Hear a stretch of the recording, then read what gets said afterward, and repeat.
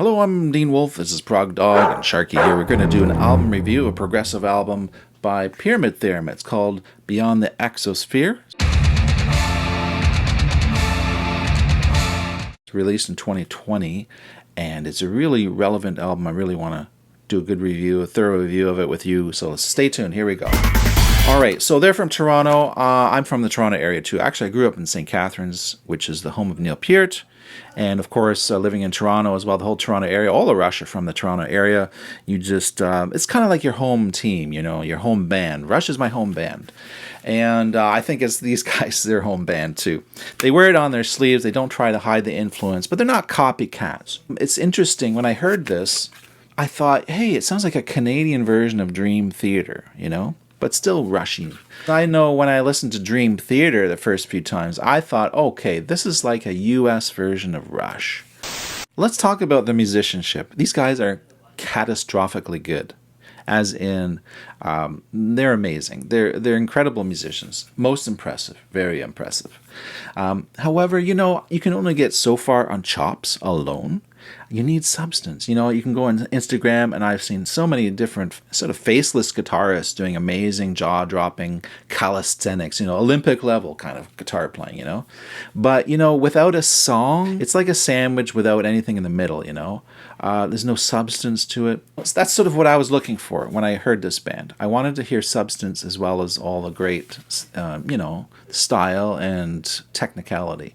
And I got it. I think I got it. You know, Pyramid Theorem's, it's their third album. It has substance and body that should hit the spot for most prog fans. It really delivers. Truly, it's a meat and potatoes kind of album. So the first place I found this meat and potatoes was in the songwriting, which is strong melodically. Pyramid Theorem are symphonic music. You know, kind of, they capture some of the spirit of classical music in the keyboards and whatnot and their arrangements, but they're also very just riff driven as well. For example, the song Monster starts off with a monstrous riff, whereas closer to the end, I'm sure that's a little play on words about yes, it has a more fat choral keyboard sound, and it's samples, and you know, that to me is a little more symphonic, so it's got a little this and that in it, and good variety. There's some dueling solo work between the guitars and keyboards going on here, so that reminded me of Dream Theater. The good keyboards got amazing chops. They all got amazing chops.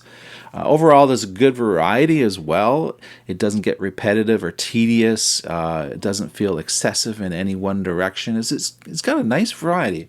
And talking now about the vocals, they were excellent throughout. Strong, clear, powerful, and there's no growling vocals per se. I don't think the band does that, although I haven't looked through all their back catalog so far.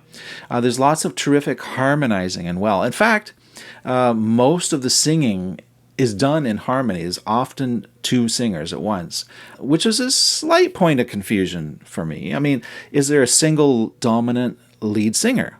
Which is kind of common in a lot of bands. I think it's kind of cool that they're doing that. I guess we're so used to listening to albums, and there's usually one singer you can focus on. In this album, there's not really that so much. But they're all great singers. So the album credits, it mentions that three of them sing, except for the drummer. And I'm not surprised. He's so busy. It's like trying to imagine Neil Peart trying to sing when he's playing. I think that maybe it's deliberate. Maybe they don't want any one guy to be, you know, the lead singer who's like in all the posters, you know, standing in front and everyone's standing behind him. That's sort of the cliche, right? Maybe the music moguls or the business people chomping on their cigars may say, I don't know, kid, we need that lead singer. Who's going to be the lead singer, you know? So anyways, it works for me. I like the lyrical content as well. There's some timely comments. It was done in 2020 during the lockdowns and everything, and there was some good commentative lyrics that were sort of talking about that, and one of them was "We raise our voices," which I thought was a great rally cry. I liked that one.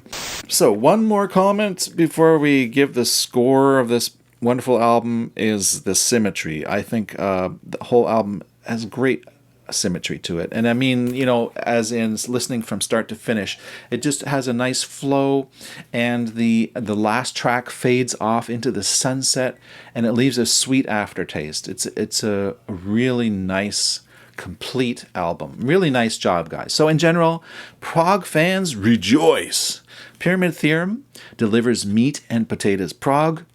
Beyond the Exosphere. Being on the dense side, instrumentally speaking, it requires repeat listens. Expect to have to do that to parse out some of the tasteful substance, and it'll grow on you, though. Don't worry. Prog Dog score is 4.5 out of 5 bones. Hey, Prog Dog, isn't that right? Sharky. I guess we're going to say 4.5 out of 5 shark teeth, if we're going to say it's from Sharky. We went with the bones, though. I like the bones concept. So 4.5 out of 5 bones. Really great album. You won't be disappointed if you're a Rush fan, if you're a Dream Theater fan, if you're not looking for a single lead singer, if you want to hear a band. It's really unified. They sound like a real unit. Very strong teamwork vocals and amazing solos, amazing instrumentation. It's very well produced. I didn't mention that. The producer has some credits before he worked with them. He's worked with some good acts, some good metal acts and whatnot. So it's well produced. Yeah, just overall impressive. It was released back in 2020, so I've had it for a year. And I finally got around to doing this. I'm going to do a lot more album reviews. Make sure you check out progdog.ca. It's the official Prog Dog blog. And make sure you leave a thumbs up and subscribe to the channel, because reviews are a part of this channel, not just reactions. We've been leaning very heavily into reactions for the last 3 years, but that is going to change over time. We're going to go back to other stuff as well. Spiraling Out is Dean. Talk to you later. Bye now.